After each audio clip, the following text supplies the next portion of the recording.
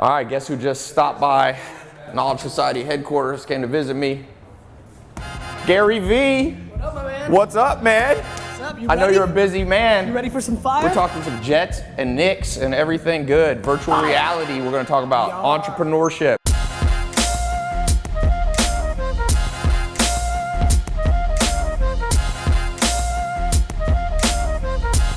You probably know him if you're an entrepreneur.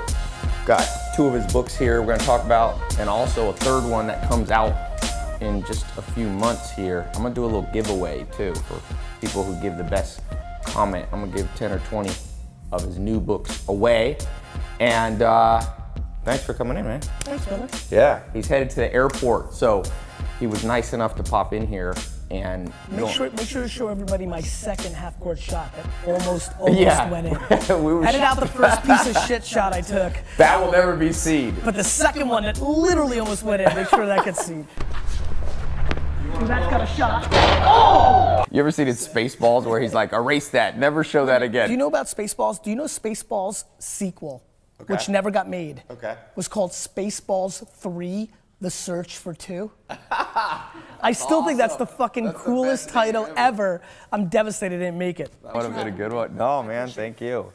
So let's talk a little bit, your new book. Yes, Ask Gary V. And let me just tell you guys, for those of you, few of you who don't know Gary, Gary's a man of many accomplishments. I think kind of popped on the scene at first with, he had Wine TV, which was a show, took a company from basically 0 to 60 million in sales, selling wine by using content marketing, all the stuff that people are doing now. He was ahead of the curve. A lot of people have followed Gary's lead. And that's a big company out of New York. How many employees do you have now? We have 600 employees, New York, LA, San Francisco, and London, and Chattanooga, Tennessee. Awesome. Tennessee. Tennessee. Don't sleep. Yeah, you Don't know, sleep, you know don't one sleep of our, on Nougat. You know one of our buddies who says, who's like, yeah, I'm always bringing Gary down here. I'm telling him this is the new internet. This is the new San Diego. Yeah, He's Ted. such a great guy. He's awesome guy. I love Ted. Yeah. I just brought him up to New York for a big pitch for GE. Oh yeah? VaynerMedia mainly works with, Toyota, Pepsi. Right, big brands. Big huge brands. Yep. We do all the content marketing and the paid execution for social for them. So I brought Ted up for a big meeting with GE, CMO. He was super pumped. It was a great meeting. She's amazing, so it was a lot of fun. Awesome, yeah. CNBC, actually he's gonna make it. CNBC's got a new show called Follow the Leader. Okay. Where they basically what I do on my daily vlog on YouTube. Yep. And Ted's gonna be in the episode because that's the main part of the whole episode, pitching GE. So super smart guy, sold a company for hundreds of millions of dollars, and now has become a yeah. Text him, tell him. So let's talk real quick here. For those of you watching, one of the reasons, and we'll post the links how you can follow Gary on Snapchat and his YouTube video blog and other places. But, Gary, if you had to sum up your core philosophy of life and entrepreneurship for somebody watching, how would you sum it up? I think the things that most win are self-awareness. I think one of the biggest mistakes, everybody, Meerkat, Facebook Live, Periscope, that audience right now, everybody's watching the YouTube. I think the biggest mistake most of us make is we hope who we are instead of auditing who we are. Okay. Like everybody wants to be somebody. Like, look, I really want to be the fucking quarterback of the New York Jets, but truth is, I don't have it like that. I don't have those pieces, and I think everybody believes that they can be an entrepreneur or business person, and the truth is, there's a ton of kids right now who could be the number 2 or the number 3 or number 4. The number 6 guy at Facebook made a fuckload of money. Yeah. And right now, that guy and that gal, because of all the entrepreneurship talk, is trying to start a company. Yes. And so we're living through a time where self-awareness is not being deployed enough because people are chasing a narrative. And so I'm pushing a lot of people to step back and, what are you good at? You're gonna read more books this week than I'm gonna read in my life. You're good at that, but it's the truth. You're good at that, I'm not. It's not how I consume information. So I think, look, I suck at 99% of stuff. I suck shit at 99% of stuff. What I figured out was I'm a salesman, I'm a storyteller, and probably the one little special thing I have, and it's my next philosophy, is I understand where consumers are gonna go, usually before other people. And so I've been yelling about Snapchat for 3 years, and then I watch it. Right now I'm paying attention to Musical.ly. Will it go? Will it not? I'm not sure. Yik Yak a year ago, it didn't go. But Twitter did, and that's why I invested. And Tumblr did, and that's why I invested. And so the reason I started the YouTube show less than a year after YouTube came out was I believed in 2006 that that's where people's attention was gonna go. Right. Ty, when you got set up here, like this is 20 years ago, 15, 10 years ago. Right, yeah, you couldn't Tons do of any of money. this. We didn't have all that, this fucking Amazon tripod, triple fucking screen. Like this cost hundreds of thousands of dollars. The distribution of all this cost millions of dollars. Right. We're living through the biggest technology shift and culture shift of our time. And so I think the principles are pretty pure. It's self-awareness. I think it's work ethic. Yeah. I truly think that I outwork, I think a lot of people are as talented as I am. I think I outwork them. So it matters. Everybody's watching who's gonna say, well, Gary, what about working smart? Cool, me too. Now what, dick? Right? Like, I'm working smart and hard. Right, if you so have now two people what? working Yeah, hard exactly. and So- smart, it's the person who works the and then hardest. and then I think being driven by something bigger. So for me, it's gratitude. I was born in the Soviet Union. I had nothing. I got lucky. And that's what it's, I know a lot of my friends who watch me work hard for 20 years hate when I say I'm lucky, but it's true. I was born in a communist country. During that little one window when I was a kid, America was able to make a deal with Russia and get some people out. I was part of that. And I went from the place where entrepreneurship was the worst to a place where it's the best. I'm grateful for that. And so that drives me as well. Yeah, and I would say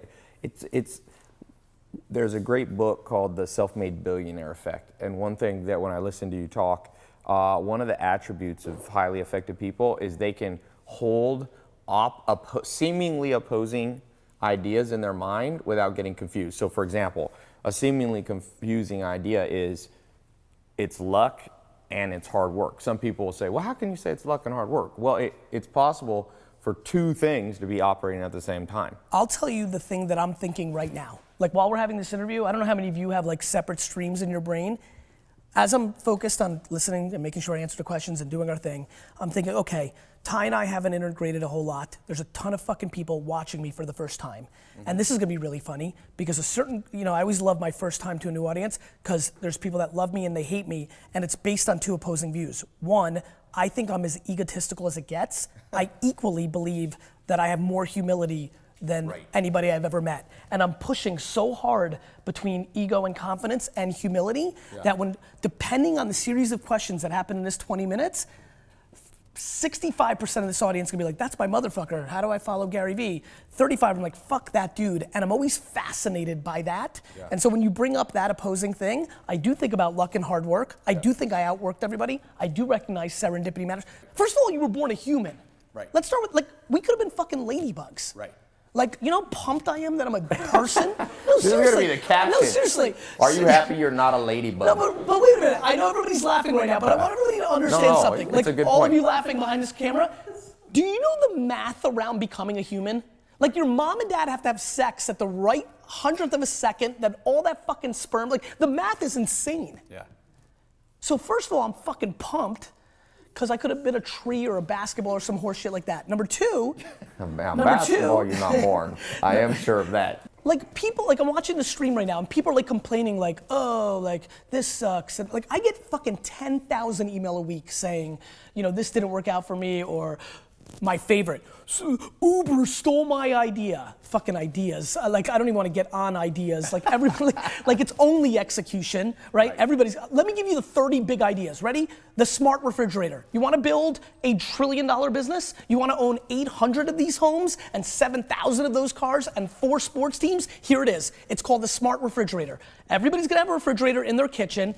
That refrigerator is gonna know when you're down to 1 Bud Light because you put in 6. There's gonna be 1 left and it's gonna reorder it for you. So it's gonna out arbitrage every retailer, Amazon, everybody. The refrige is gonna order it from Budweiser direct. Budweiser's gonna deliver it, and the fridge is gonna become this, Ty. Just like this has become the fucking machine and Apple makes a VIG on everything, that's your fridge on every consumer product. The smart kitchen. Amazon's already getting in that. Amazon's got that little sensor you put up. Bezos is a beast. Yeah. So Bezos is a monster. there you go, everybody. There you go, fucking Keith Mintz and Javier fucking and Leonidas the King and Marcus J. Alford. There's your idea, right? There's your idea. But here's the real fucking game. Who's gonna execute? Right. who's gonna hire the right people? Who's gonna make the product? Who's gonna make the JVs with fucking the brands? Like, who's gonna execute? Ideas, fuck, man. Anyway, I'm sorry. All right, let's talk. It's true. That like, it's just true. What we have to do, I think the problem in this interview is the energy's a little low. So we need to bring it up a notch so that everybody doesn't fall asleep on it. Okay, let's move from, and I totally agree. Ideas are important, but you know that there's actually broker lists you can buy of ideas for like $2 to $5 grand and they're insanely good lists. Interesting. So anything you can buy for $2 to $5 grand is literally worth $2 to $5 grand. But a company that you built that runs the smart refrigerator or personalized medicine is another big one. You can't buy these; they haven't been created. Therefore, like Elon Musk said, I've gotten to hang out. This is my third time with Elon Musk, and one of my favorite Elon Musk quote. He says, "You get paid in proportion to the difficulty of the problem you solve." So a lot of people are out there like, "Hey, I solved the problem. How to walk to my refrigerator." Well, everybody knows how to do that. You have to solve a problem, and therefore, your income is going to be directly proportional. Solve a small problem, know how to hand somebody a burger at McDonald's, they'll pay you minimum wage. Put someone on Mars in a rocket ship like Jeff Bezos' Blue Origin or Elon Musk's SpaceX, they're going to pay you a lot of money. I would add something to that for everybody listening at home, because that's right. And then everybody who's watching right now is thinking what I'm thinking, which is like, fuck, that sucks, because I'm not talented enough to solve a big time problem. Because big time problems take real brain power. I will say the other thing, and I'm sure you're gonna agree with this watching from afar, there's also reverse engineering the demand of the marketplace, right? So for example, guys like pretty girls. Pretty girls are able to make a lot of money because they're pretty and there's demand. And so demand in marketplace behavior is very important. Yeah. I think one of the ways if you don't think that you can figure out how to build a tunnel underground and get me from LA to New York in a minute, then the other thing to really take a step back, this is back to self-awareness. For everybody who's watching right now, if you're like, shit, that's great, but I'm not a fucking math genius like Elon Musk, the thing that you might be able to do, and I do think this is a talent, I think this is my talent, pay attention to what people care about and reverse engineer it. For example, Uber. What does Uber sell? Uber sells time. Right. Uber doesn't sell transportation. Uber sells time. Everybody here, no matter their income level, cares about time because we now live in a 24/7 world. So if you make that your religion of a market that matters, building products and services that buy time and sell it back to people is probably, in my opinion, the quickest path to real financial success in the next decade for the average to above average operator and thinker, because it's going to be such a big space. Yeah, totally agree. And the thing about that, in terms of how much talent, Warren Buffett says if you have over 130 IQ, you can sell a lot of it. You don't need it. The average self-made millionaire is 125, 130 IQ, which is sharp, but not. So if you're watching this, if you're figuring out how to do Facebook Live and YouTube, you're probably already at that sharp enough level. What really differentiates you are some of the things you said. Pattern recognition. Can you see patterns? Mark Cuban told me, he said, I've always been able to see around corners before other people. He recognized a pattern, can see around that corner. So that's an important thing. I say you got to know the language of money. I talk a lot about that. You go to China, you don't have an interpreter, you're going to be lost. In the game of making money, you need to understand what debentures are. And, people go, oh, that's a lot of syllables, debentures, And I say, well, do you know Kim Kardashian? Because Kardashian, this is 4 syllables. And so we live in a society where people know big words. People are much sharper. IQs have gone up. It's a myth that we're getting dumber. You know why? But we're not using it in the right way. IQ's been commoditized. Right. What do you want to know? Google. Who's the 19th president of all the United States? This old fucker. What's this? All information is here. To me, we're about to live through a generation of EQ that is going to be so disproportionately valuable because information has been commoditized to some level. Now, what's interesting about readers like yourself, contextualizing, communicating it, consuming it and regurgitating into new packages, that's the holy grail. You're gonna live on that, other people are gonna live on that. To me, people need to bet on their strengths. They need to figure out what is the one, you know what, let's make this practical. I know we have to wrap up soon. Forget about the promotion of the book, I wanna get this off. Find the 5 people that are closest to you in the world. Brother, sister, your homie that you grew up with. Spend a week, not 5 minutes, spend a week making them feel safe for the question you're about to ask them, which is, tell me what I'm good at and tell me what I'm bad at. The 5 closest people to you are not gonna wanna tell you the truth. Like, people that really love you don't wanna tell you the truth, which is why nobody can scale self-awareness, because nobody's gonna tell you to your fucking face, actually, I think you're a piece of shit. Right. Like, your mom's not gonna say that, right? So, spend a week or 2 weeks making those 5 people very safe and tell them, listen, this is what I want. I know that it might cause some friction for a week or 2 with us, but I'll get over it, and then we'll be in a great place. Because if you're able to hear, and this is such an important part of being an entrepreneur, I think, and I'm curious to take your take, I think I'm a great entrepreneur because I only see half glass full, and I'm only optimistic. Like, I have 37 fucking fires and headaches right now.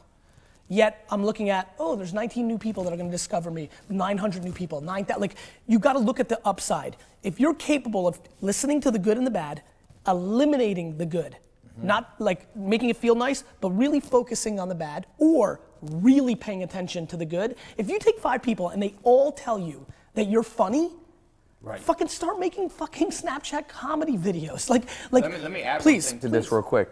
One of the things that I tell people, I call it your Eulerian destiny, like how to figure out what you should do with your life.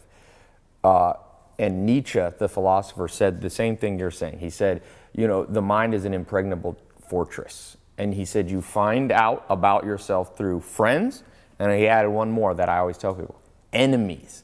What your enemy, you know, I once had a guy that didn't like me, a business guy. We were gonna do a deal and it fell through for whatever reason. And he said to me, he said, Ty, I don't like you. I don't like that dude, but he knows how to read. And so he gave me that.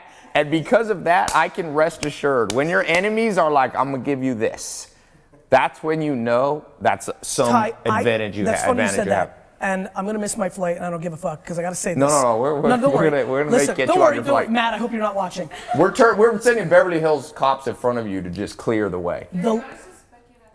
No, because I have to be on stage in a couple of minutes. Yeah. I'll make it though. I'll run. I read every one of my Amazon negative reviews. Yep. All of them, 3 times. Yeah. I hate when people say people are trolls and doing all the, like, anybody talking negative online. You know, my fans come in and they want to fight. I reread it 4 times. To me, understanding how people consume you and respecting the market needs to trump your own self. For me, the meritocracy of the end user is more important to me than my own self needs, and that's how I reverse engineer. The way I've evolved in my career has been predicated. I'm thrilled for my haters and trolls because they give me context and have allowed me to understand that I was a contradiction. 10 years ago, when you say that comment, opposing views, it would have flew over my head. Yeah. Now I've lived it. Yeah. Now I get it. Look, if the first time you ever saw me, I go on stage and I say, you all suck and I'm the best, you know, I get it. All right, we're wrapping up here in 60 seconds. Got one question for you. You live people get to see this, but this is only for people in the accelerator, which is kind of my advanced thing. I want to put a little special thing, bonus from you. Okay. Bonus question for the accelerator for you, Gary. Okay. Most cutting edge thing you're willing to share that an entrepreneur should know, a specific app that you see working. I'll give you a ton of shit because I love the practical part of me. There are several things.